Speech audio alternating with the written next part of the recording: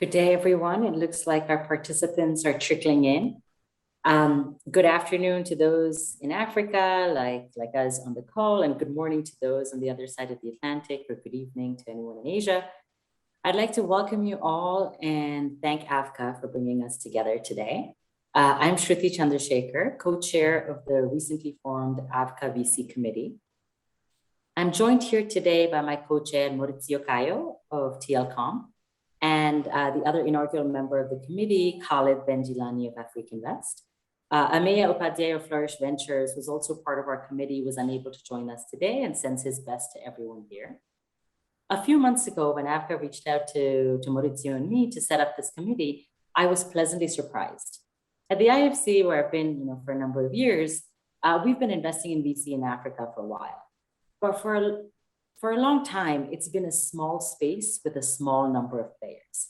To hear that the premier industry association for private capital in Africa was interested in supporting VC more actively in the market was recognition that the ecosystem is no longer small, that the drops were finally coming together to form an ocean. We have seen the VC ecosystem grow substantially in Africa. Recently, AVCA released their second Venture Capital in Africa report, which if you haven't read, you must. You can find it on the AVCA platform. The report highlighted the growth of the continent's VC ecosystem, climbing from a few hundreds of millions of dollars in 2014 to over $1 billion in 2020. This steady upward growth is unsurprising to most of us on the continent. In fact, today we saw our first Francophone unicorn on the continent with Sequoia, Ribbit, and others investing in Wave, valued at $1.7 billion. So African VC is, in our opinion, at the start of a long, steep growth curve. And this momentum is buoyed by several growth factors, which will continue to propel the industry forward. And so on that note, to discuss, today we're gathered with a number of very esteemed investors to discuss VC investing in Africa, to understand these growth drivers, hear from the investors in the thick of things, learn about what's happening in the markets, what's hype, what's substance, uncover a few myths while we're at it. And so I look forward to an engaging and fun conversation. And I'd like to hand over the mic to my co-chair, Maurizio, who will get the conversation going and welcome and introduce the other speakers on the call. Thanks, everyone. Thank you, Shruti. Thank you very much for this very appropriate framework to fundamentally locate our discussion. We have, as you were just saying, four very representative participants in this space as investors. And I would like to initially ask each of them just to describe how they participate to this ecosystem. If you could just quickly just describe your organization in terms of the geography, the sector, the stage, maybe the size of your fund and the ticket size, so that our audience can frame your future comments within the perspective that you have on the market. So let's just go around the virtual table and ask each of you to just introduce themselves and describe the investment strategy of each of these funds shortly. So let me start with Sapna from Novastar. Sapna. Thanks, Maurizio, and very happy to be here today. I'm Sapna Shah. I'm a partner at Novastar Ventures. I am from Nairobi and I live here. And I have the privilege of investing with talented, high-capacity entrepreneurs that are changing the way consumers consume on the continent. Let me give you a little bit about Novastar Ventures. We are a venture firm. We were established in 2014. And started investing in East Africa. We're now investing with our second fund in Nigeria and Ghana, as well as East Africa. We invest in high growth, fast growing businesses that are serving the mass markets on the continent. And they are addressing huge problems. We are sector agnostic. We have invested in healthcare, in fintech, in ag, in energy. We invest between $500,000 all the way up to $8 or $9 million across different stages of a venture. Thanks, Maurizio. Excellent, Sapna. Lumka from South African SME Fund, please. Hi, thanks, Maurizio, and thanks for having me on this panel. My name is Lumka Mlambo. I'm with the SASME Fund. The SASME Fund is a South Africa-based fund of funds manager. We are kind of the new kid on the block, but I think we're punching above our weight, considering that we have a small 1.4 billion Rand fund. We've invested in 7 VC funds so far, 2 growth funds as well, and 4 debt funds. And really our aim is to get our capital out to South African entrepreneurs and SMEs. Thank you, Lumka. Bolaji.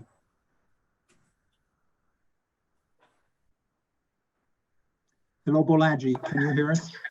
Yes. Thank you very much, Maurizio. Happy to be here, and also glad to be on the panel. I manage Consonance Investment Managers. We were established in 2017. We focus on early stage and growth, so pre-Series A all the way to Series A. We invest across Africa. We are in the final stage of fully deploying our first fund. In that fund, it was a $20 million fund. We invested across 6 countries in Africa. The ticket size, was $250 to $1.5 million. And our investment strategy, we are sector agnostic, but we're also thematic. So we focused largely on the infrastructure layer of the digital economy. We invested in about 31 companies, across different stages, 80% seed, and 20% growth. We're about to raise a second fund, a much larger fund, $50 million. And we're looking forward to working with, the entrepreneurs and also, co-investors in the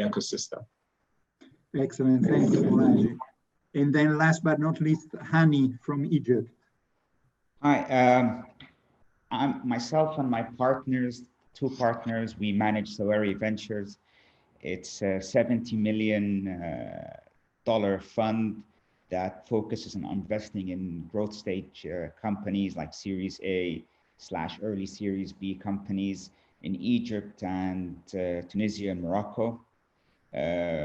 And our ticket sizes range from $1 to $5 million. We've had our first closing, I think, November 2018, and we had a second closing a couple of years later in 2020. What we like about our platform is that we've managed to combine both DFI investors and local Egyptian financial institutions in 2 separate funds, but in one platform through co-investment arrangements. And we think that that's one of our roles, is to catalyze the capital formation locally and also from international LPs. Excellent. So we can fundamentally with this panel cover many geographies, a lot of sectors, a lot of stages, a lot of fund sizes and ticket sizes, and even in fact, we have one player, which is Lumka at SASME Fund, that actually invests in funds rather than directly into companies. So let's try to cover some of the features that are making this space exciting, the African VC space. And let me go back in the inverted sequence, starting with Hani. Hani, over the last couple of years, when we thought of African venture capital, we thought of South Africa, and then Kenya emerged, then M-Pesa, and then Nigeria exploded, and now Egypt. So tell us a little bit about what's happening in Egypt and what is the mindset of an Egyptian-based venture capitalist when thinking of the overall African VC space. Okay. Historically, Egypt's been a large, it's a large economy and has a lot of infrastructure in the digital economy. If you look at the tables in terms of internet penetration, smartphone penetration, GDP per capita, we're always up there. But the early part of the 2010s, we had some sort of political realignment with the Arab Spring, and that basically made Egypt not very attractive from an investment perspective. You had a lot of things to sort out politically and economically. And once we sifted through them, we managed to regain our natural position near the top of the African table. And that's what you see. Basically, it's a culmination of a couple of decades worth of investment in people, infrastructure, coupled with a newfound political stability in the last 4 or 5 years coming together to create a very, very unique and attractive investment opportunity that people see. Like other emerging markets, it's driven a lot by the digitization of key industries such as finance, insurance, healthcare, and that is kind of blurring the line between where private equity begins and ends and venture capital begins. So all this combination of historical strengths of Egypt, plus the political stability, plus the macroeconomic growth, and a stable foreign exchange makes it a very, very attractive proposition, which I think is set to continue in the foreseeable future, primarily because the macroeconomic growth this time, the government in place is trying to make it much more widespread and much more inclusive. So I don't expect to have the same social pressures that we had in the early 2010. But as I said, when we started Sawari in 2010, we saw this, but then we had to wait for 4 or 5 years. We invested our own money for 4 or 5 years before we could attract investors. And we were fortunate enough that we created a sister company called Flat 6 Labs, which promoted the growth of from the grassroots. So it wasn't all lost, but now we're in a position to reap all the hard work that's gone in for the last 2 decades. Absolutely, and it's also proof that very often VCs are entrepreneurs themselves. And so we kind of know the notion of risk and return profile. Bolaji, moving to Nigeria and picking up one of the points that Hani was making about is not just only private equity, now it's venture capital that's becoming interesting. What's happening in Nigeria? Nigeria has always been a large part of Africa GDP and historically an interesting place for private equity, but then VC is exploding. What's going on? Yeah, so I mean, I think the the VC, I'll probably say that we're maybe seeing the second cycle. I think the first class of startups like Konga, Jumia, Deal Day, Vanso. They were quite critical actually. And one of the things that they did in Nigeria that is often forgotten is that they actually did a lot of capacity building. For example, we often say that a lot of the talent, the technology talent, were groomed by Konga. Which basically, created sort of like this base of talented engineers. Then Andela also came in and also, trained and developed, a large pool of software technology, talents. But I think, to step back a bit, I think what is going on in Nigeria, frankly, is I'll probably say maybe about 5 mega trends. The first one is the youth bulge. We have a very enterprising and very energetic, youth, very ambitious. I always say it's very similar to the United States. We have that concept of, that sort of optimism, similar to the American dream, which is actually a significant, propeller, for prosperity. The second trend is urbanization. Which you all know. The third is information age. I mean, access to information, access to education, is at everyone's fingertips. And I think in Nigeria, the youth are taking advantage of this. Then the fourth is, the shift that is going on in terms of the formalization of the informal economy. I think, depending on whose stats you're looking at, I think the informal economy probably makes up maybe 60%, of the total economy in Nigeria, and a big chunk of that is actually not even captured, in the GDP. And finally, is the infrastructure spend that is beginning to happen. I think, for example, Nigeria needs about 2.3 trillion in infrastructure spend, which is an opportunity over the next 22 years. And some of that is already happening, building sort of, some of the real assets, the power, the fiber, the telecom infrastructures that are needed to sort of propel the economy. So those are some of the fundamental mega trends, that is driving it. But more recently, we've seen a lot of investment into the fintech, into fintech sector. I believe fintech is probably, I think, accounts for maybe about 75% in 2020 of total funding. And I think part of the reason is because I think that fintech is just a low-hanging fruit at the moment. Most about 95% of transactions are still cash-based.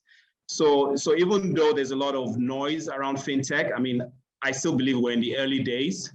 So we are quite excited about what's going on, in Nigeria. So the fundamentals are there, and we're beginning to also see some of the signals that the market is actually, moving in the right direction. We're seeing some exits. I mean, we all know about Paystack, but we're also seeing some unicorns as well. OPay was the last one, Flutterwave before that, then InterSwitch. So we're beginning to sort of see the markets, develop significantly. So I think if you're looking for size, and if you're looking for just a lot of opportunity, I think Nigeria, the sign is that Nigeria is definitely the place to be in Africa.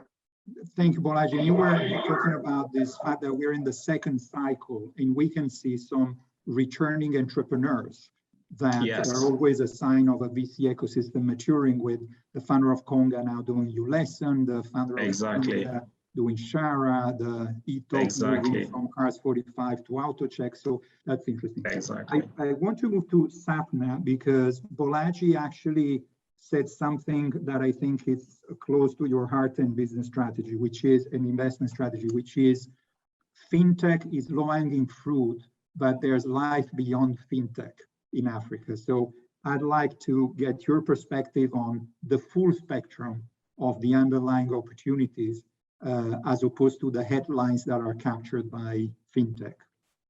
Yes, thank you, Maurizio. And don't get me wrong, the fintech sector is exciting. It's a huge market. It's extremely underserved. And rightly so, there needs to be a lot of capital that comes into that space. We've recently invested in a fintech in Nigeria, but we are sector agnostic and we're investing across all sectors. And our focus really is, who are the companies serving, and are they serving a mass market?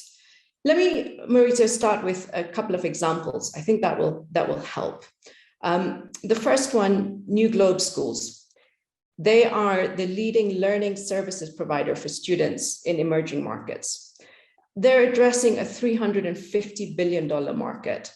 And through their network of physical schools, government partnerships, and a fantastic technology platform, they've served 750,000 students, 1,800 schools in 6 countries on the continent. And New Globe's students are achieving phenomenal learning gains. They have 2 times the pass rate of at national exams compared to students at government schools. The second example, let me paint the picture. And Mobalaja, you talked about the infrastructure, technology, fiber, etc. Only 3 in 10 urban households on the continent and 1 in 20 rural households have had access to internet in 2020. Nonetheless, that's moving very fast. The number of people that are getting connected to the internet is growing more than 40% annually.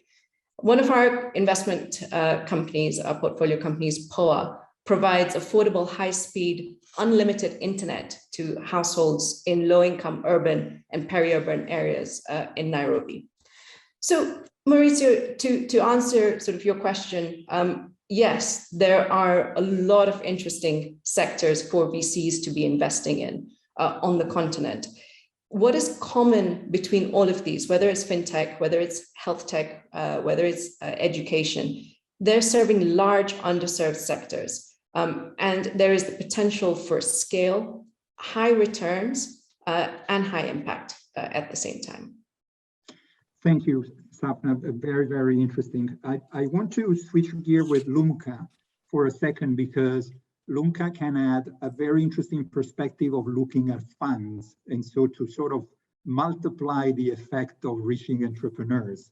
And you have a very super interesting investment strategy also with very interesting, maybe experiment is limiting to say, but for instance, One Bio Seed Fund is an interesting combination of science, technology, investment. So when we see these innovative instruments, it's always a sign of the ecosystem maturing, right? So I wanted to ask you, what are you seeing in terms of what's happening in Africa, a little bit like Silicon Valley, to experiment with new forms of investment vehicles from your perspective as an investor into funds rather than directly into companies? Okay, thank you. Thanks, Maurizio. I think for the SASME Fund, and it's important to understand how the SASME Fund was formed and how that informs our investment strategy and the sort of things that we've looked at. In 2015, the CEO Initiative, which is a collective of business, labor, and government, really got together to try and find a way to alleviate unemployment, poverty, inequality. And one of the initiatives that came out of that process was the SASME Fund.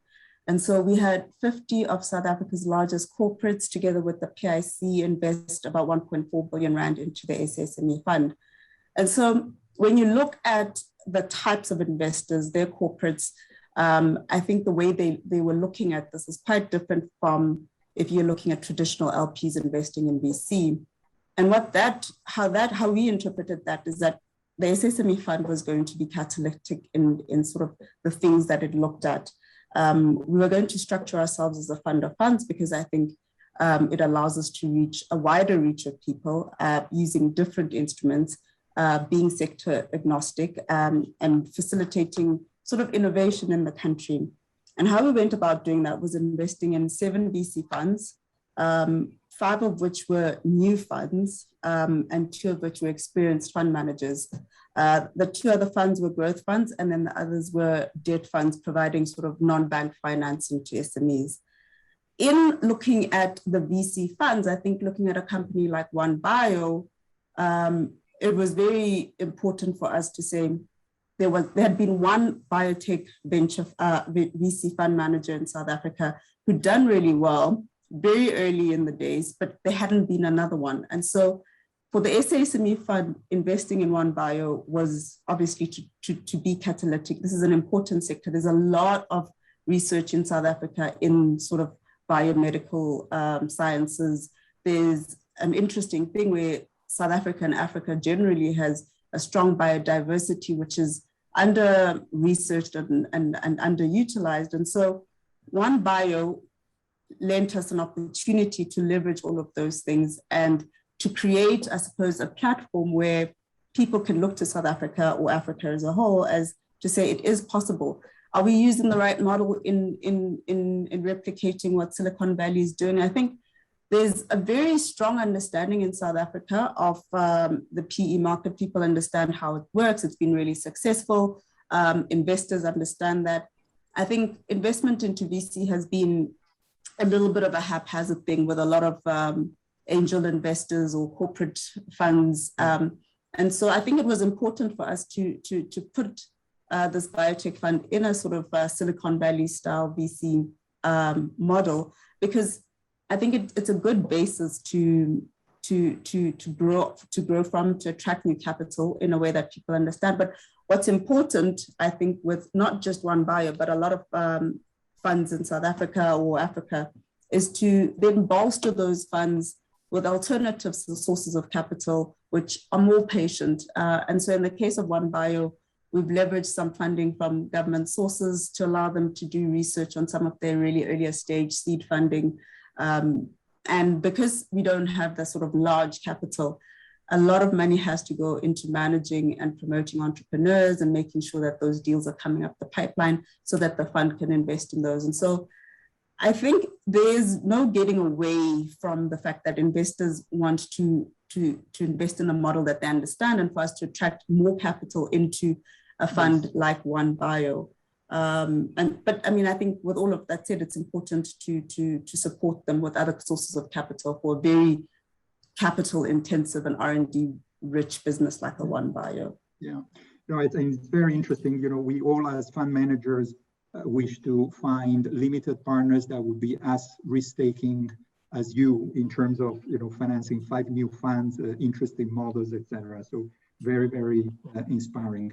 I want to make sure that we have an ability to have another questions for each of the participants. So I would invite you, before we open up to Q&A, I would invite each of you to maybe try and limit your answers to a couple of minutes, 1 or 2 minutes. And I want to go back to Hani to ask something that has to do with fundraising. You are achieving final proof of value generation with some very significant exit, like Swivel, for instance.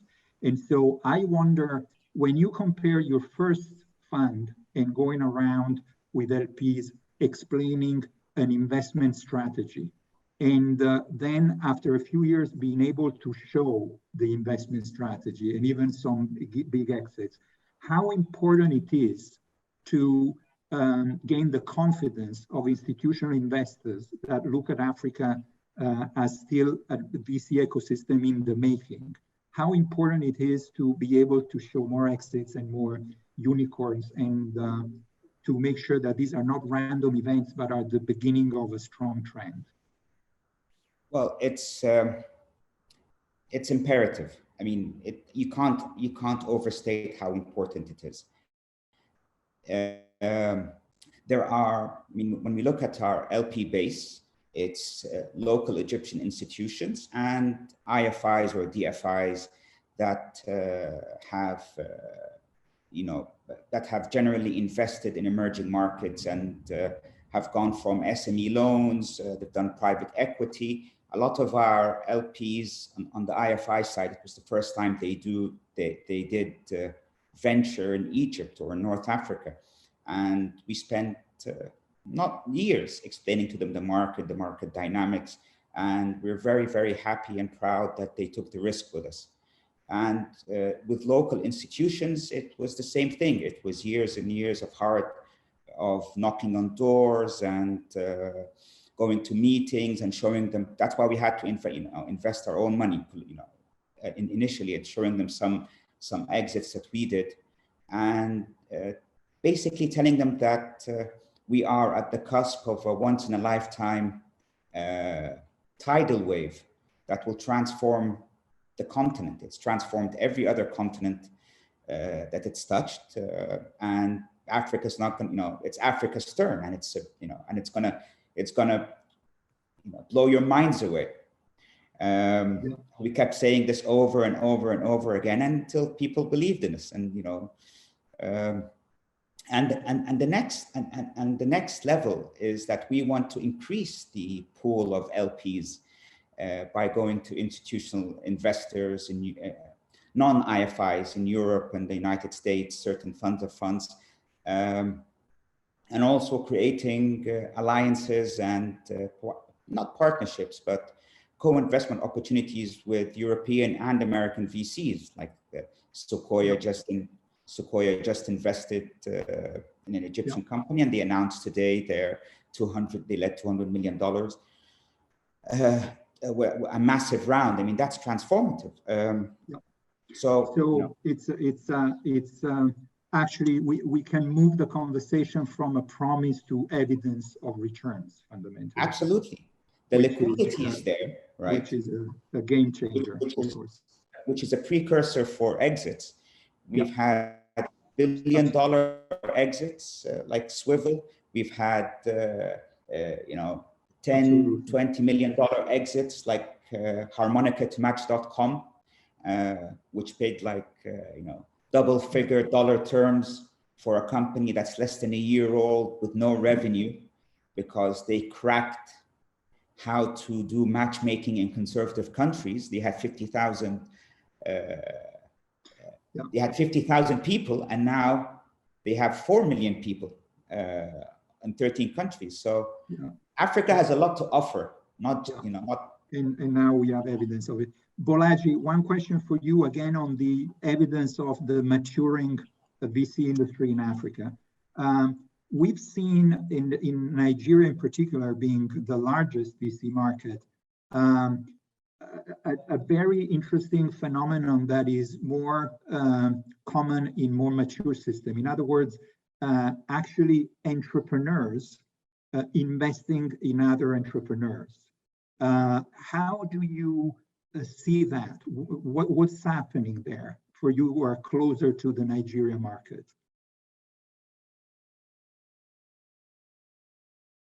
Yeah, thank you, Mauricio. Yeah, I mean, I think it's a very it's a very positive trend. Because I mean, and I'll give you a few examples. So we've seen even establishment of syndicate funds that are led by entrepreneurs. One is Future Africa. Yeah. Then we have a VC fund called Magic Fund, although it's not, is a Pan-Africa fund, but it's led and was founded by entrepreneurs. And we're also seeing a lot of activity in the angel investment space, which is also led by entrepreneurs. So for us, I mean, it's very positive, right? Because if you look at the local markets, particularly HNIs, in Nigeria, traditionally, most of the HNIs have opted to invest in, public equities, treasuries, and real estate, which tends to be the favorites. But with the success of Paystack,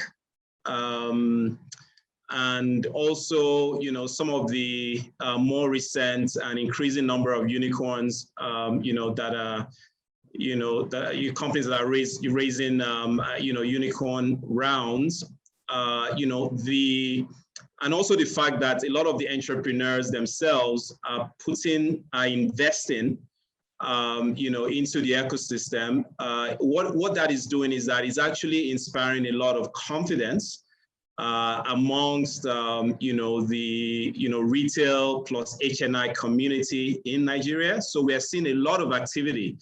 As a matter of fact, many syndicates have been set up, which is very good, at least for the earlier stage, for the pre-seed stage, it's very positive.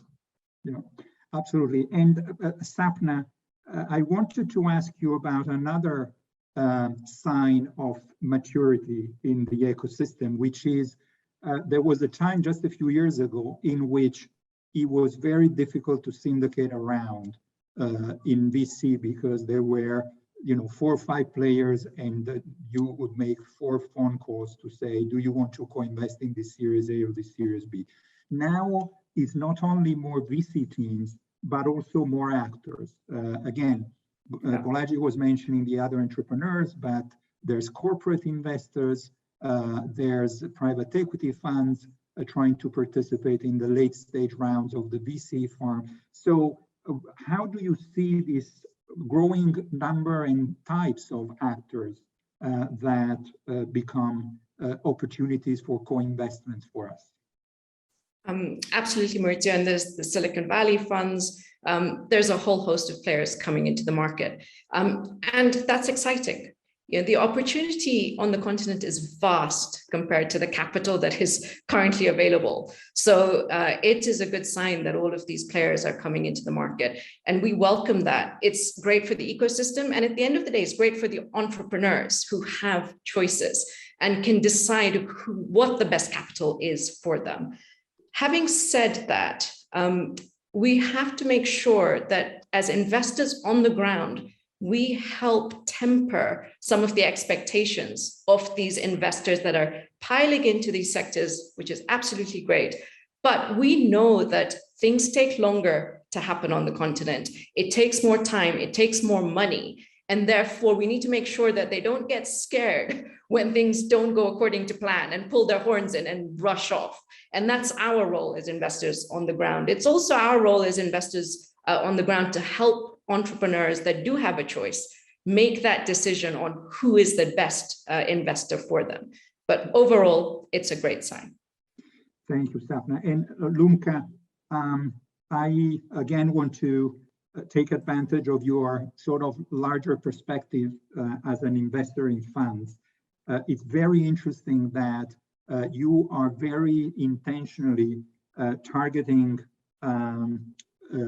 funds that are Black African, at least 50% of your assets, and another 25% in other very specific opportunities. So I want to ask you about how important it is to sort of return the African VC space in the hands of African investors, and in parallel to try and attract local African capital. So how far are we on the road to capitalize African VCs in African capital to support the African VC ecosystem? Okay, that's a very good question, Maurizio. Thank you. I think for us as the SSME Fund, we've obviously had this wide corporate VC network that we've developed, but we're obviously in the process of raising a new fund.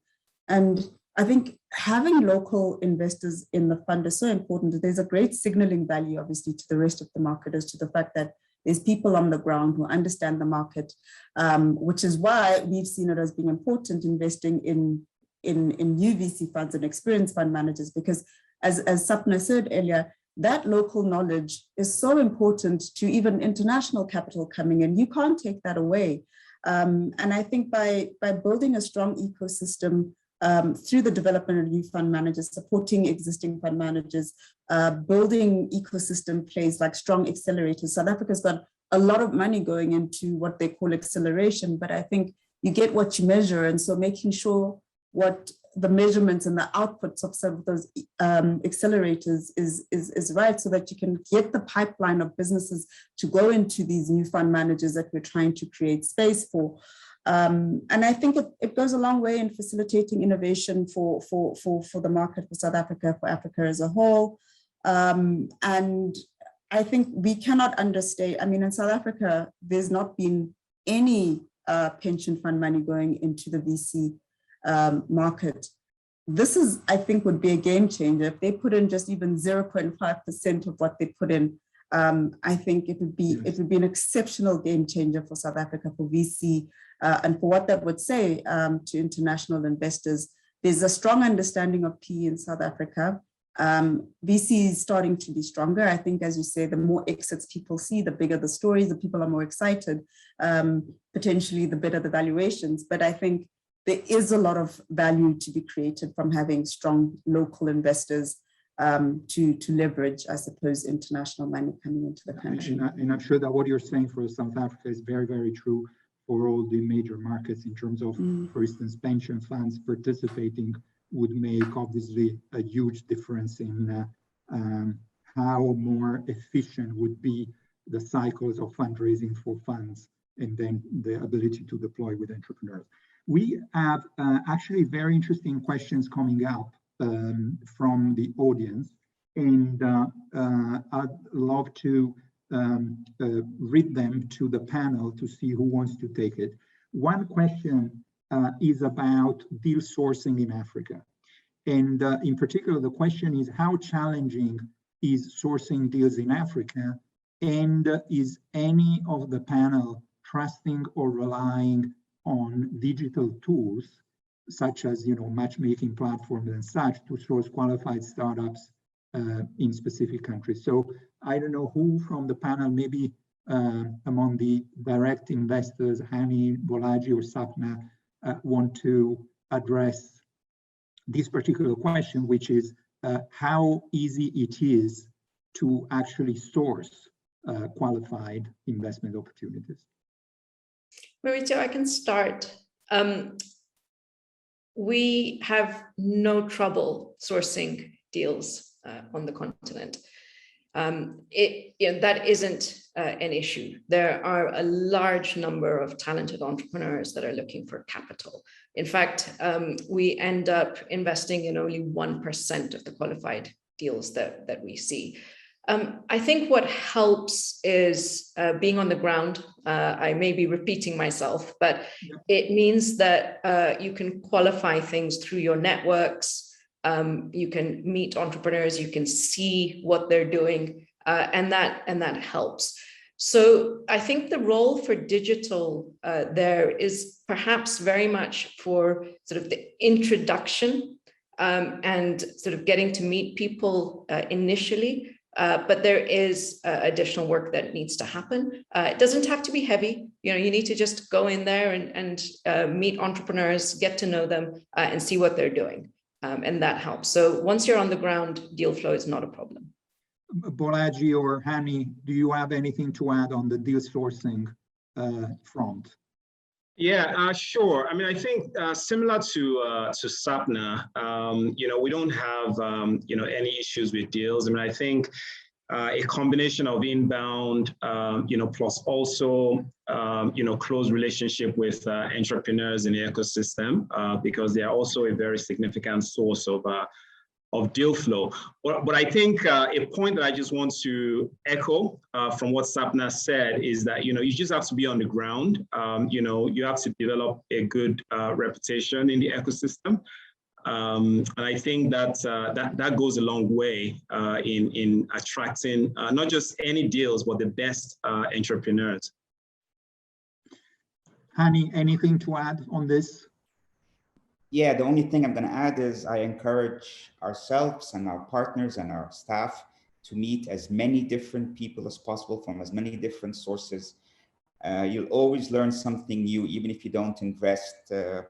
Meet and and it's a two-way thing. So maybe we don't invest, but we advise them or we guide them. I think we've never refused a meeting. If somebody wants to meet, and it pays off. And in this day and age, you can set it up very quickly anywhere in the world. And all you have to do is look at what Y Combinator is doing. I mean, they come in, they take every 6 months, they take 10 African startups and do it. So I tell all the people that work with us, if someone wants to meet you, meet them. You will learn something new. Yeah. Thank you. No, it's very, very, very true. A second question that we have is a little bit about what happens outside of the core markets. So if you are not in Egypt, Kenya, Nigeria, South Africa, but you're in places like Namibia, Botswana, Lesotho, and so what happens? Do you have to play with different tools like micro VCs, rolling funds, or things. Is there life in this place, or is it too early to consider them seriously?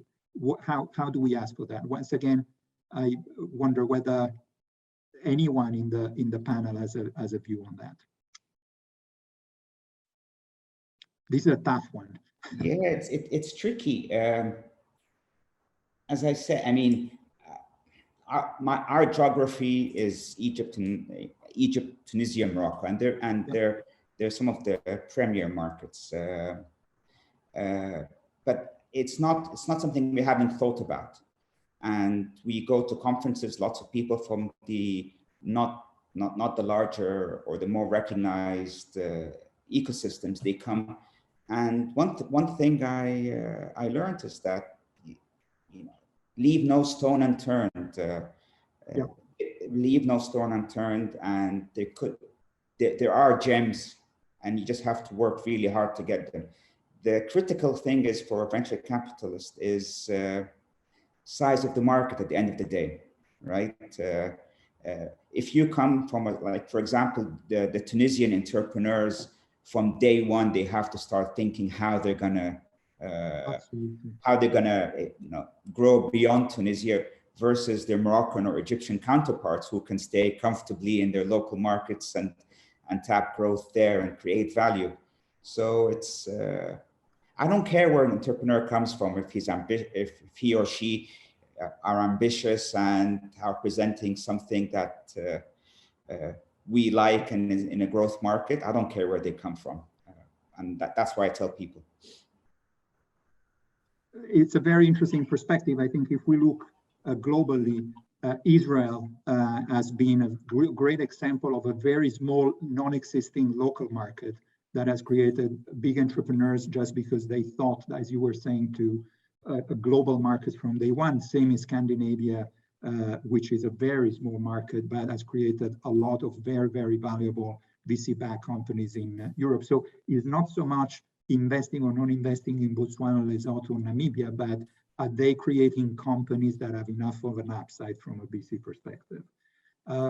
We have another question, which is the question of the questions, which is how do we see the exit environment over the next 12 to 18 months? Can we promise or expect an attractive exit market over the next 12 to 18 months? In other words, are the current unicorns random events or the beginning of a trend? And here, anybody can express a view.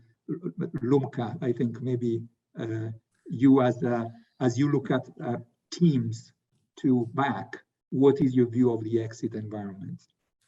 I mean, I think as an LP investor, we have to be seeing the fact that this is not a trend, and VC investment in Africa isn't a trend. South Africa as a market has already shown something like 13% more exits in 2020, and it's an increasing trend. We're still early in terms of our funds in their investment process, but we think we're positive on the outlook that exits are going to be happening. They're going to be happening mostly, probably for South African VC managers, mostly to corporates. It's not going to be an exit that necessarily happens on a stock exchange. I don't think for South Africa that's necessarily how VC managers see their exit. So we're positive, and I think a lot of local VC managers tend to have a corporate underpin as to their markets. But listings, I think we'll be seeing less listings unless these companies go overseas. Excellent. So we have other questions. One fundamentally says, considering the generally more difficult business environment and lower average purchasing power across African countries relative to more developed markets, what are your thoughts on the need for more frugal innovation, capital efficiency by ventures in Africa, which I think is a different way of saying, can we play the traditional VC model, or what needs to be adjusted for Africa? Who wants to take this question? I can take this question, Maurizio. Yes. I think this is really the case throughout. It's not just in Africa. You have to figure out your product market fit early, and that doesn't need a lot of capital. So you don't need to start with tens of millions of dollars to figure that out. In fact, if that's what you're doing, that's not a good sign, and it's not a good sign for an investor. But once you figure that out, this market is huge. And so absolutely, we need the same types of growth capital that other continents are getting. It's just about making sure that we're not overcapitalizing companies early on when they're still figuring it out.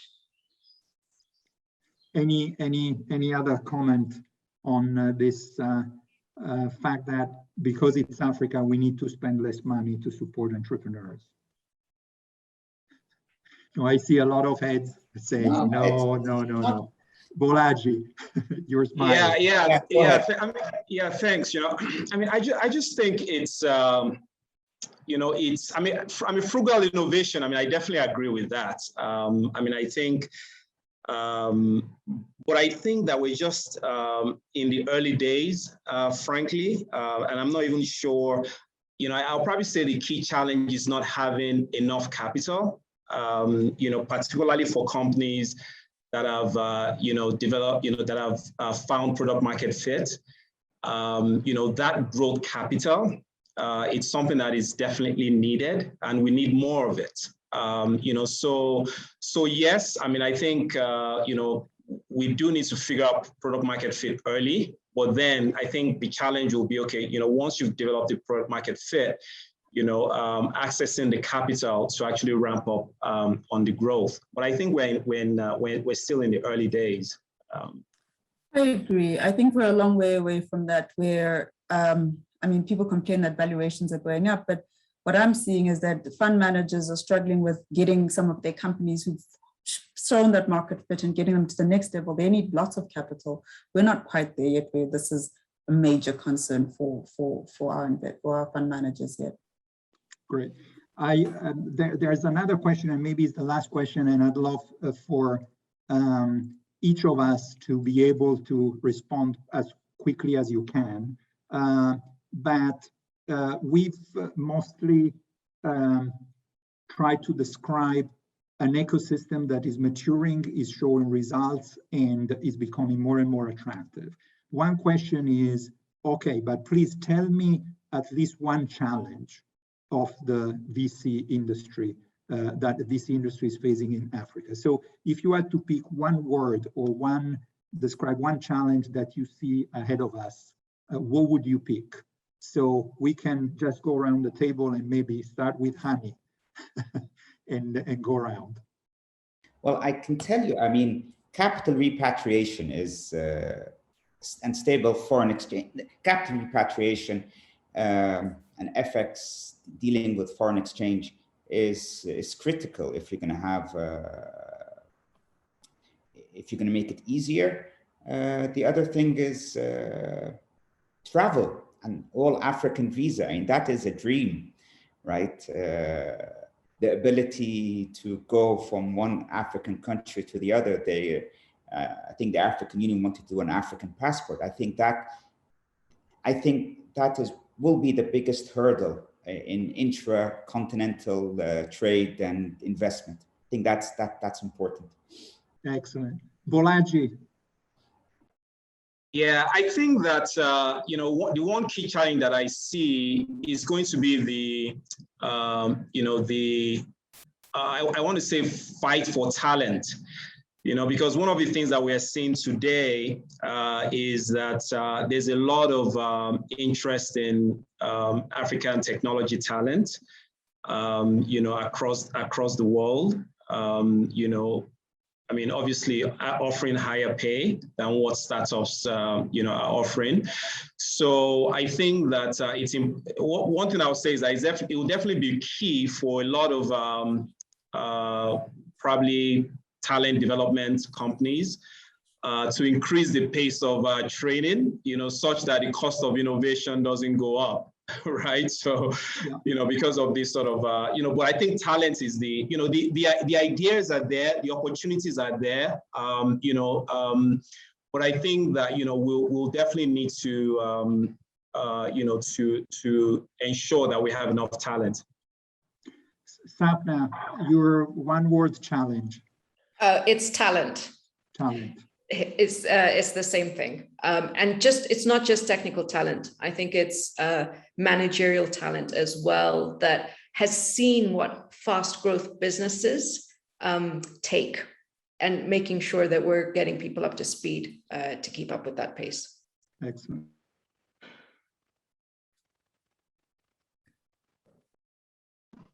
You're on mute, Mauricio. Yeah. Yeah, Lumka, last word to you, just the challenge that you see. For us, I think it's linked to the talent part in that sourcing capital and then being able to deploy it to management teams that have deep experience and understanding of the markets in which they operate. That is sort of the two go together, capital and talent management and fund management. Excellent. I think we can wrap up, and thank you for sharing with such transparency all your knowledge and your lessons.